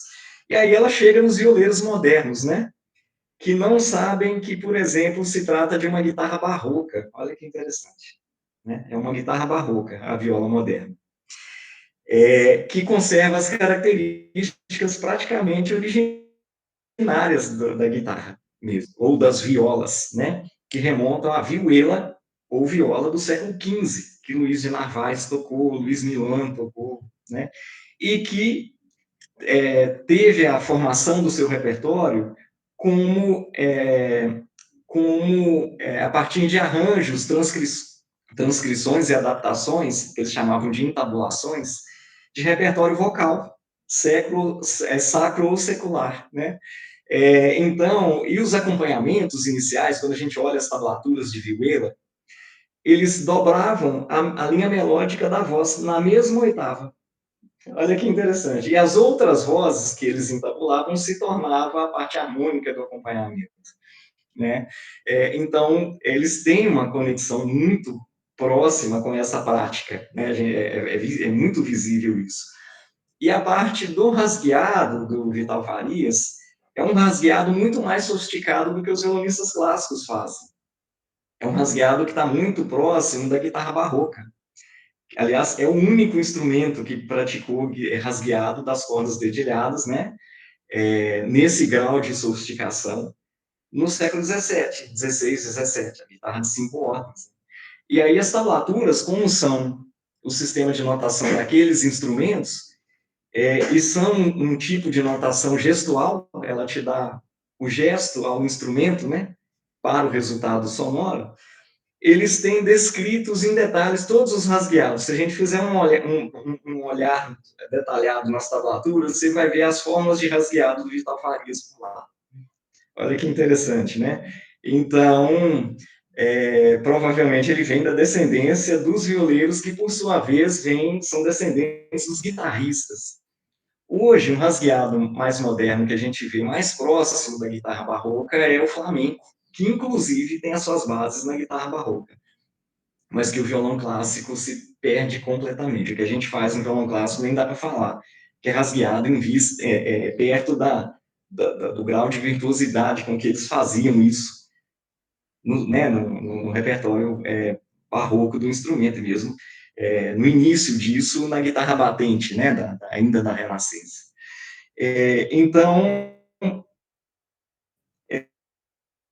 a gente percebe que há muitas conexões anteriores. E aí, quando a Gisela chega nos violeiros modernos, ela percebe por que a viola mantém as suas características originárias no campo e o violão não, né? Porque o violão, ele é descendente direto das violas. O que acontece? Os violeiros queriam, com esse movimento de mudança de classe social, né, queriam ascensão social, tentando a carreira na cidade. O que acontece? Eles abandonavam a viola para tocar violão, porque eles queriam ser modernos. né, se modernizarem. E os violeiros que ela aborda no trabalho dela. Não estou dizendo que é o caso de Vital Farias, Xangai, Elomar e esses, né? Então, o que acontece? O violão está ligado à questão urbana das cidades e a viola à questão rural. E tem uma questão social e de status envolvida, né? Que muitos violeiros abandonaram a viola e aprenderam a tocar violão, né? E hoje, quando a gente vai tocar viola, às vezes ela ainda é vista com certo preconceito em relação, né, pelo próprio público, inclusive. Quando a gente fala que vai tocar viola antiga, olha, mas você toca moda de viola? O que você vai tocar? Você canta, né? E a gente precisa explicar. Então, ele fala, olha, não é viola caipira sertaneja, é viola de arame, é outra coisa, né? Por que eu estou falando tudo isso? Porque aí eu acho que encontra um pouco a questão do Márcio quando ele fala das carreiras desses artistas, né? E aí, como o seu trabalho é mestrado, eu não sei se ele pretende ir tão longe. Seria uma sugestão, talvez, para uma futura pesquisa de doutorado, né? Como você falou antes. Mas, de qualquer modo, a minha pergunta é: o seu trabalho prevê essas relações, ou seja, com as matrizes musicais desses autores, ou não? Você pretende concentrar, circunscrever, né, o seu trabalho mesmo ao tempo, né, ao tempo de vida deles? Você não pretende ir tão longe do ponto de vista das raízes culturais, né, que eles têm? Seria essa a minha pergunta. Não sei se eu formulei bem aqui para você. Pretendo, professor, pretendo sim, porque realmente fazer esse mapa, até chegar no acompanhamento, né, porque minha pesquisa também ela trata sobre isso, assim, como foco principal, né, a questão da cantoria, das influências, dos antecessores e tudo, foi algo que eu fui descobrindo e foi enchendo meus olhos, assim, em relação à pesquisa, porque quanto mais eu me aprofundava, eu via realmente o que estava lá atrás, né. O Lucas Oliveira, que pesquisa a obra do Elomar, ele fala sobre a relação do instrumento que foi escolhido para ser influência para o instrumento de concerto, para o violão. Na Espanha foi o violão flamenco, né? E no Brasil seria a viola caipira. Quando você fala do Villa-Lobos, o Guerra Peixe, né, que fez obras também inspiradas no idiomatismo da viola e tal. Então o trabalho se propõe a isso sim, né? Até para traçar esse mapa mesmo, né? E não só o que veio atrás, mas entender novos caminhos, por exemplo, em relação às escolhas do Luiz Gonzaga, por exemplo, porque o Luiz Gonzaga foi aceito como um porta-voz do Nordeste, por exemplo, e quais são as influências que, na obra do Luiz Gonzaga, ele traz em relação à cantoria? O que ele leva? O próprio nome baião, por exemplo. O baião era a parte do rasgueado que era tocado entre um cantador e outro, né? Enquanto eles improvisavam na disputa, né? E esse baião às vezes servia para dançar, né? Então, quando o Luiz ele define assim, né, a questão do baião e tal, traz a dança junto, acredito que vem de um só lugar, né? Era pernambucano, então eu pretendo fazer também essas análises também históricas, críticas, musicais do trabalho, né? E agradeço as referências, viu, professor Luciano, Márcio também. Imagina, agora você tem duas pesquisas para fazer, uma ligada à tradição clássica textual e outra ligada à prática musical, né? Você tem duas pesquisas agora dentro de uma, né? Mas parabéns mais uma vez, né, pelo trabalho, e vou querer ler depois que for, enfim, for defendido. Obrigado pela resposta.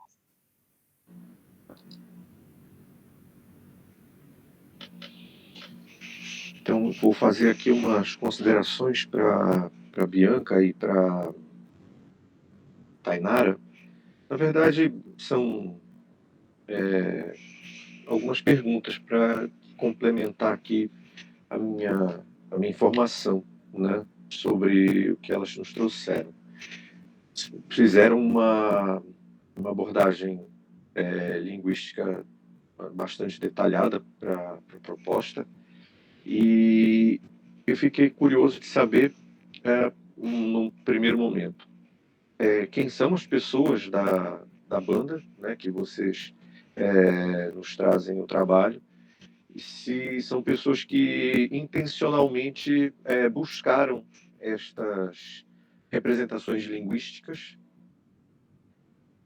e depois também saber se o estilo, né, musical, que não apareceu em momento algum e achei que poderia ser complementar ou poderia ajudar a entender, né, as intenções do grupo né, na sua música, né?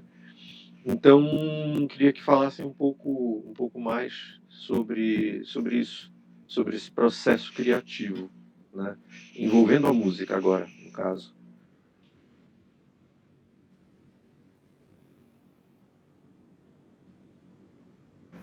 Professor, então, sobre os integrantes, né? A Melka, a Clariana Arruda e o Bruno, eles são um trio, mas nenhum deles são propriamente músicos por formação, né?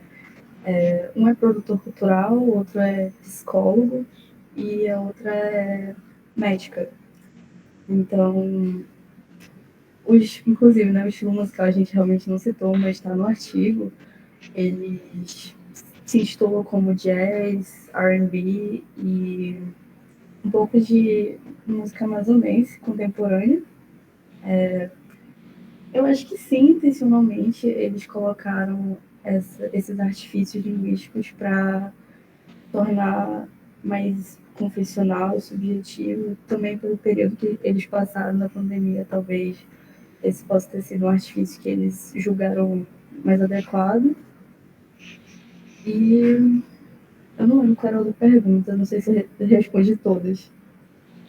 Não, era saber, né, se havia essa intenção, né, linguística na construção das letras e saber se há também algum tipo de vinculação com o estilo adotado. Você disse que é jazz, rhythm and blues, né, e algo não muito, né, vamos dizer assim, centrado, né, nessas tendências. E você, então, essas pessoas são de uma geração depois das de vocês, por exemplo, né?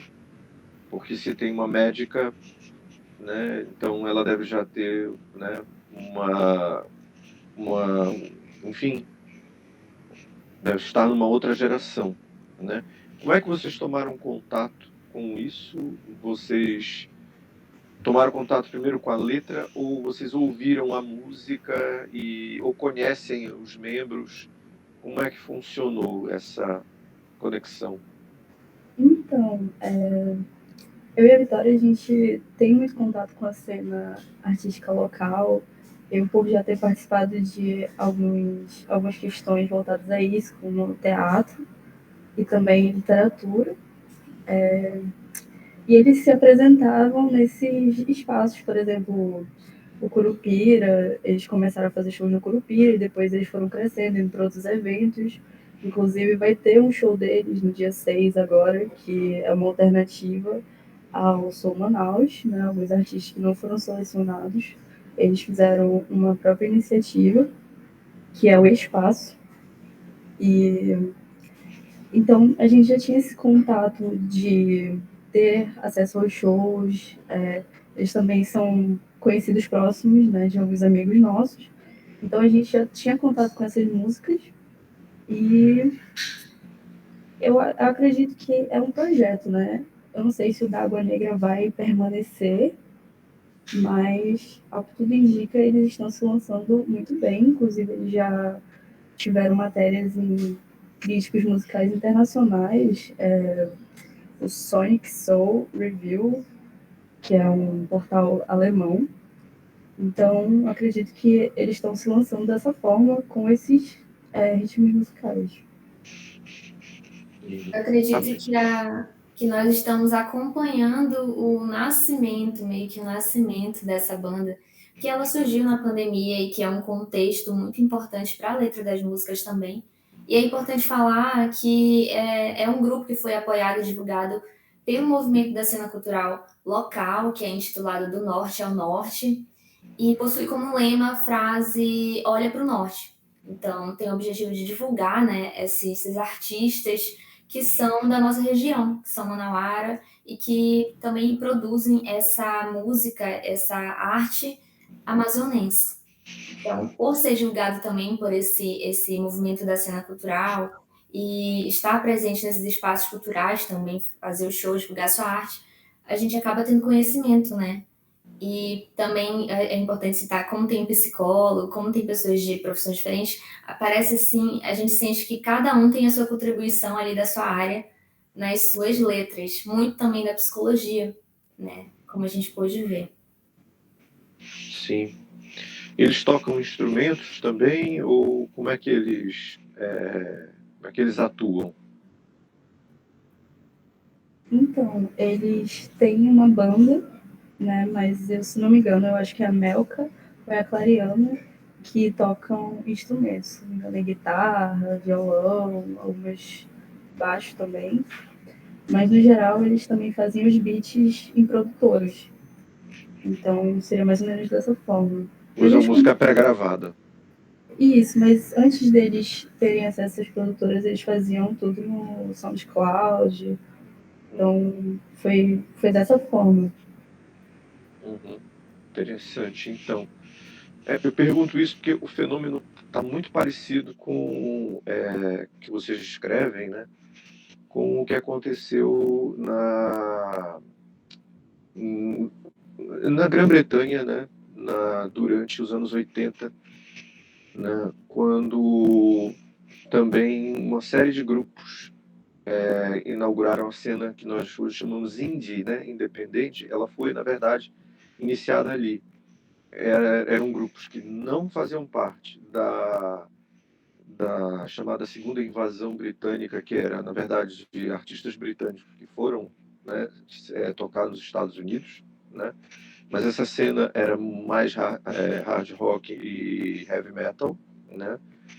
E outras tendências que não estavam nesse estilo, né, como é o caso, né, dos variantes de post-punk e coisas que é pós-punk, mas que não é punk exatamente, né?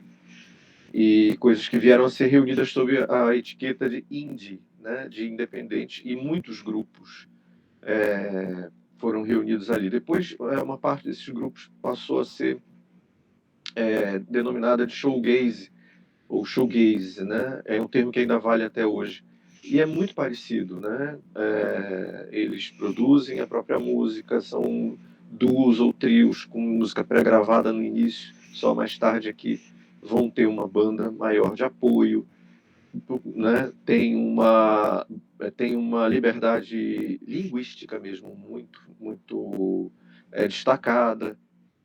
Então, eu achei interessante, por isso eu fiz as perguntas, né? Porque eu vi um ponto de comparação com esse fenômeno, né? E aí, não sei se vocês, né, têm intenção de seguir com o tema para adiante, né? É verdade que vocês ainda têm muito, né, o que fazer para terminar a graduação e seguir caminho, mas essa vinculação com fenômenos contemporâneos, né, pós-modernos, é bem legal de trabalhar, né? Boa sorte e espero que vocês continuem. Então, a gente tem... estou vendo aqui que vocês estão colocando no chat, né? A Bianca coloca que acabou de formar e a Vitória é finalista. Então, gente, podem partir para um mestrado, podem aprofundar a pesquisa, podem abrir, né, o campo de visão. É bastante interessante. Suponho que vocês já conheçam o programa de pós-graduação em Letras e Artes, que daria essa visão mais larga para vocês, caso tivessem interesse. Estamos justamente nesse momento com um processo seletivo aberto. E então, a gente tem aqui já, né, quase 2 horas, né, nessa sessão. Foi bastante produtiva. Se não tiver mais ninguém interessado em perguntar, acho que ninguém aqui levantou a mão, eu vou dar por encerrada, agradecendo aqui mais uma vez ao Zé Bernardo da Fonseca, ao Thiago Fernandes e à Bianca Vieira e Tainara Vitória Vidal pela participação. Espero que continuem suas pesquisas, espero que continuem se inquietando com as questões que nos trouxeram e espero revê-los em algum momento futuro, né? Seja de que lado for do Atlântico, eu também vou com uma certa frequência a Portugal, e que possam, né, também trazer de volta aqui em outras edições dos nossos eventos as suas contribuições. Tá bom? Obrigado a todos e continuem assistindo ao evento hoje à tarde e amanhã. Também ainda estamos com mesas redondas, conferências e sessões de comunicação. Tá bem? Obrigado a todos.